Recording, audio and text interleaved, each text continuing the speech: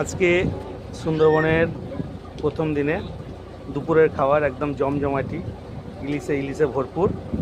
তো দীপান্বিতা ট্যুরিস্ট সার্ভিসের আজকের প্রথম দিনের মেনুতে কী আছে দেখে নেব। ভাত, জিরে কাঠি রাইসের ভাত, সঙ্গে লেবু, কাঁচা লঙ্কা, আলু চিপস, সেই সঙ্গে ডাল, কুমড়ো, পুঁই শাক, ইলিশ মাথা দিয়ে একটা সবজি, এদিকে আছে বেগুন ইলিশ, তারপর আছে সর্ষে ইলিশ, আর চাটনি এবং পাঁপড় ভাজা। একদম পুরোপুরি জমজমাটি খাবার দাবার। আজকে আমরা এসছি, আজকে এই সকালে এসছি, আজকে থেকে আমাদের শুরু হয়েছে।